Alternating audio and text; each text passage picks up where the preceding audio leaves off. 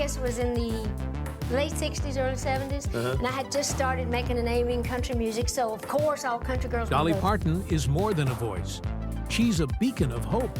Her songs like Jolene and Coat of Many Colors, mending broken hearts for over 60 years. At 79, her light flickers and the world holds its breath. On October 7, 2025, her sister, Frida's midnight plea on social media pierced the silence. I was up all night praying for Dolly. She hasn't been well. Some spirits enter the world already touched by shadows too vast for a child's heart to hold. Dolly Rebecca Parton was one such spirit. Her essence marked by trials long before the world whispered her name. Decades before health scares or headlines cast their weight, she learned the delicate art of endurance. Not in sterile clinics, but in the raw, whispering folds of Tennessee's Great Smoky Mountains.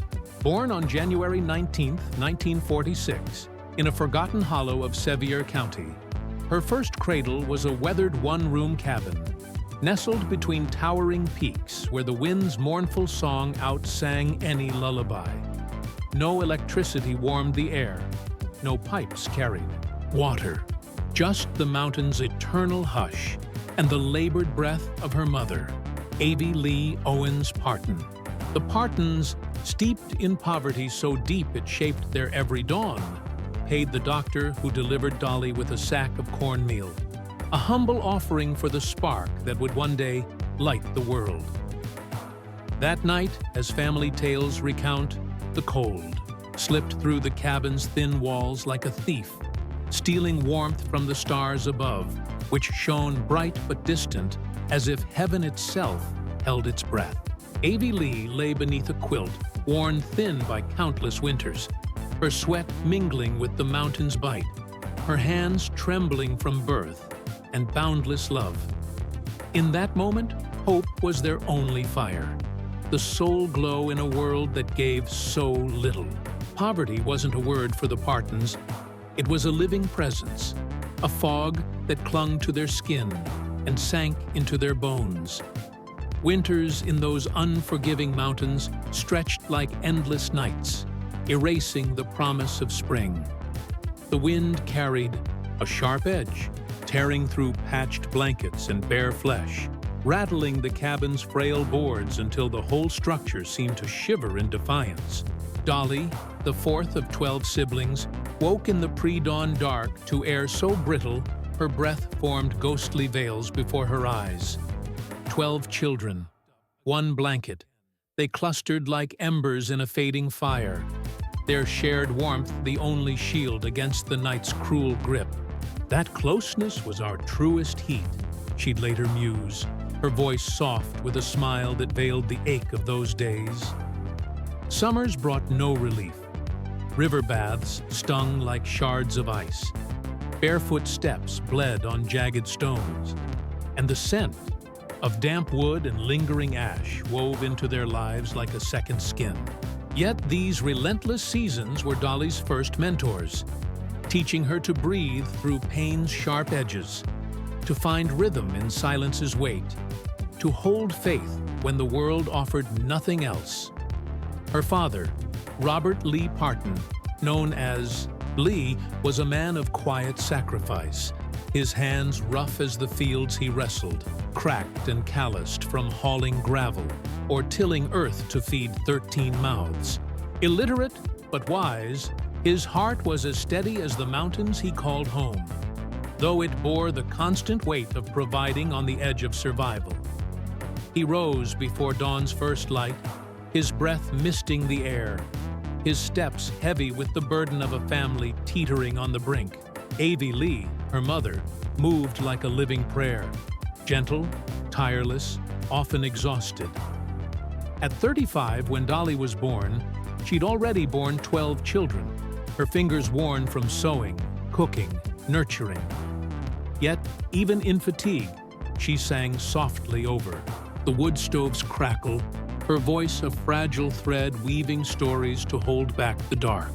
By 6, Dolly was more than a child.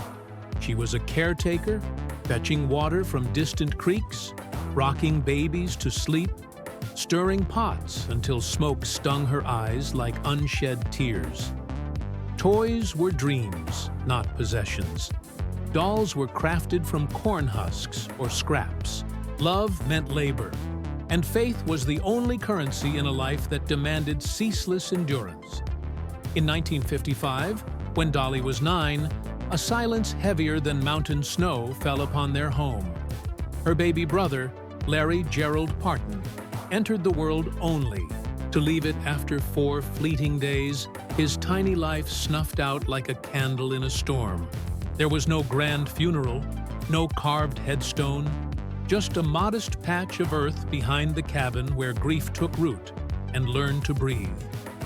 Avie Lee sat in stillness, her hands folded like weary wings, her eyes reflecting a sorrow too deep for words. Lee's footsteps grew longer, his shoulders bowed under an invisible weight, as if labor could outrun heartbreak.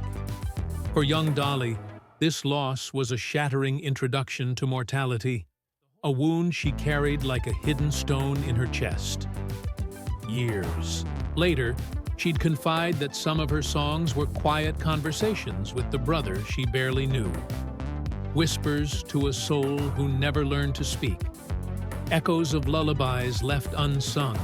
That tragedy imprinted a profound empathy, a wellspring of emotion that would infuse her music with authentic heartache and healing.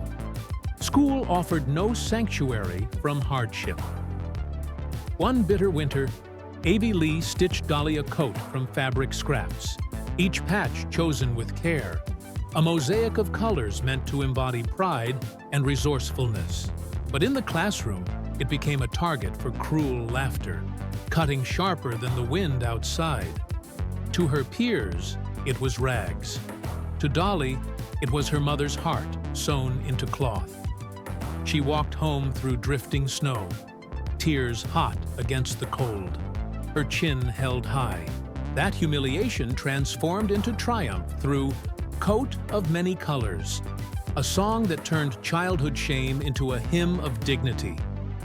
Even after Avie Lee's passing in 2003, singing it often broke Dolly's voice, the notes cracking where old wounds lingered. No one could have foreseen that the barefoot girl harmonizing with Tennessee's winds, her voice echoing through the Smoky Mountains' verdant folds, would one day command the world's grandest stages. In those early days, her audience was the wilderness, swaying pines, babbling creeks, the steadfast echo of her faith. Her songs rose like mist, delicate yet unyielding. By 10 in 1956, she trailed her Uncle Bill Owens to dusty radio stations and makeshift studios, chasing dreams like fireflies in the dusk. Their car, an aging relic, rattled with aspirations bigger than its frame, the gas gauge ever uncertain. Suitcases held more lyrics than clothes, wax paper-wrapped sandwiches, rain-smudged notebooks, and hope so heavy it bent the air. They slept on borrowed couches, church pews, or the back seat of a tired Chevy under Tennessee's vast sky. It was thrilling, hungry, heartbreaking all at once, she'd recall, her eyes alight with the memory of those lean days, nights when stars seemed close enough to touch, mornings waking to frost on windows, and only a tune to warm them. A childhood rich in dreams, poor in all else. Graduating from Sevier County High in 1964 brought no fanfare, no music, no flowers, just a quiet resolve. While peers posed for photos, Dolly stood alone on a dirt road at dawn, a cardboard suitcase in one hand, a $20 bus ticket in the other. "I'll make it, or I won't come back," she vowed to herself. The Greyhound carried her from the mountains that raised her, their peaks shrinking in the rear view until they were ghosts. Nashville greeted her with cold neon, doors that slammed shut, voices mocking her mountain twang. Some called her darlin' and never called again. Nights in a rented room found her staring at rain-slicked streets, the hum of unaffordable cars amplifying her solitude. The silence pressed harder than mountain frost. Some nights, I sang just to prove I was still here, she'd confess, her voice breaking with the weight of those words. In 1965, a flicker of hope. Monument Records offered a contract, but miracles came with strings. Her voice, they said, was too raw, too mountain-born. They wanted her softer, sweeter, a doll dipped in sugar, not smoke. They handed her songs like Happy, Happy Birthday Baby and What Do You Think About Loving, urging her to smile wider under harsh studio lights. She sang flawlessly, but each note felt like wearing another's skin. I was losing myself, she admitted, the confession a whisper of heartbreak. When the singles flopped, the phone stopped ringing. The label's interest cooled. But Dolly's fire burned too fierce to dim. She played Smoky bars where drunks barely glanced up, wrote by candlelight when power failed, her words spilling onto napkins, receipts, tattered flyers. Her hands cramped, her stomach ached, her voice trembled from exhaustion. I hummed to feel alive, she'd recall. In that struggle, she found her sound. Then, in 1966, a small victory. Put It Off Until Tomorrow, co-written with Bill Owens, soared to #1 via Bill Phillips. Suddenly, Music Row buzzed with her name. Her 1967 debut, Hello, I'm Dolly, wasn't just an album. It was a declaration. Songs carved from hunger and hope, from nights singing to shadows. They spoke of loss, faith, quiet rebellion, the kind blooming in women who've stood tall in small rooms. Nashville saw a novelty. She showed them steel beneath the sweetness. I didn't come this far to be told who I am, she'd say. Dolly's climb wasn't a graceful ascent. It was a battle fought under blinding lights. By 1970, she shone on the Porter Wagoner show, her voice beaming into millions of homes. On screen, she was sunlight, radiant, effortless. Off stage, she unraveled. Creative tensions tightened with every honest lyric she penned. I stood in another's shadow, she confessed, weary but resolute. Porter, mentor and captor, couldn't see she'd outgrown his cage. She loved him, respected him, but love couldn't save her from suffocation. By 1974, she faced the choice she dreaded.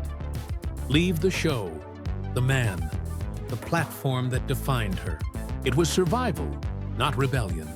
I Will Always Love You became her goodbye, a prayer of pain too tender for anger. I cried to the top, she'd say, meaning every tear. The song buried a piece of her heart. Applause stung like loss. A year earlier, Jolene had cut through noise like a whisper in a storm. Raw, trembling, human. It was a mirror, she said, reflecting vulnerability.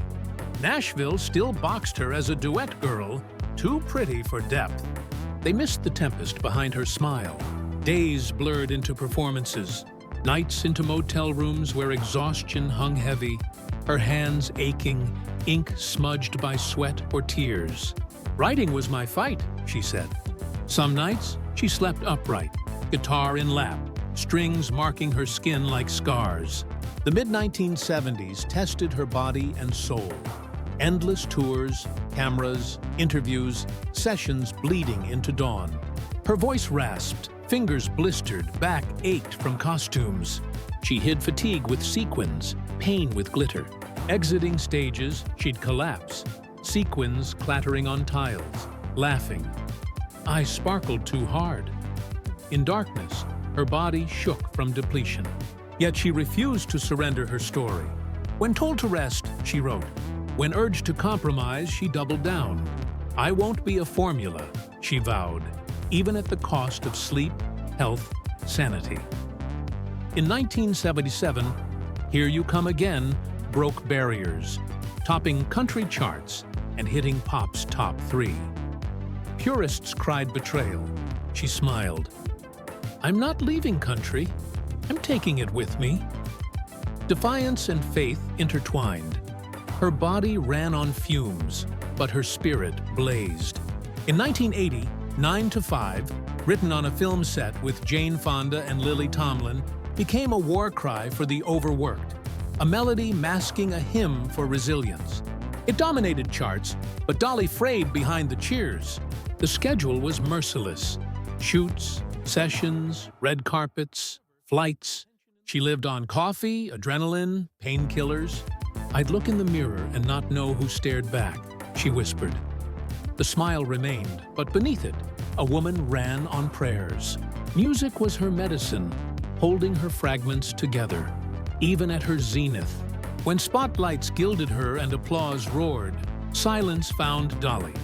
Between ovations and tour bus hums, memories returned like ghosts.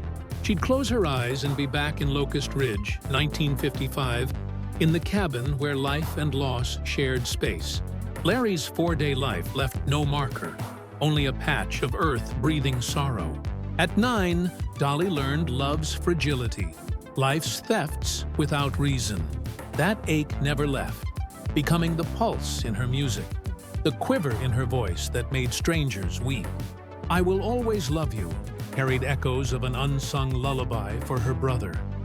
I sing to those I've lost, she admitted, her voice softening. That loss fueled her song's truth, her compassion making them home for millions. Avie Lee was Dolly's heartbeat, her strength's source, her tenderness's keeper. Her 2003 passing stilled something in Dolly. The world saw her smile, but she felt the sun set inside me. She toured, laughed, but admitted, I was walking through days, not living them. Avie Lee wove miracles from scraps, her coat of many colors a testament to love's alchemy. Post-loss, the song Wounded. It was Mama's hands, voice, love, Dolly said, faltering mid-performance. Grief was private, carried like a stone. Backstage, she'd trace the coat's seams, a map to childhood. Avie Lee's laughter, hymns, wisdom lingered. Dolly dreamt of her, home, not gone. Singing Coat of Many Colors became communion, each note a prayer. Her mother's love taught that softness is strength, kindness, courage, a melody enduring beyond trophies. Floyd Parton, her brother, was her melodic twin. From Locust Ridge porches, they wove dreams into songs like Rockin' Years, a 1991 chart topper. His death in December 2018 at 61 broke their harmony. He knew my heart before I spoke, she said. Grief was sharp, unmelodizable. No headlines, just a quiet funeral where Parton sang Rockin' Years, voices trembling. A shadow followed Dolly, her light dimmed. She'd sit with their guitar, unable to finish verses. Yet Floyd lingered in her pauses, her eyes drifting upward as if hearing his echo.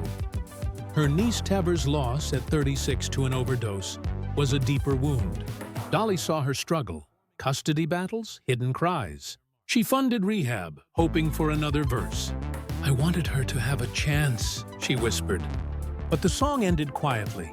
At the funeral, Dolly sat silent, staring as if Tever might walk in. The question haunted her. Why couldn't she save one so close? Grief lingered in her laughter's catch, her song's pauses. Motherhood was Dolly's unfulfilled dream. Married to Carl Dean in 1966, she envisioned a home of giggles and tiny shoes. Endometriosis and a 1982 surgery stole that hope. I said goodbye to a future I'd built in my heart, she said. The silence was heavy. No lullabies, no tiny arms.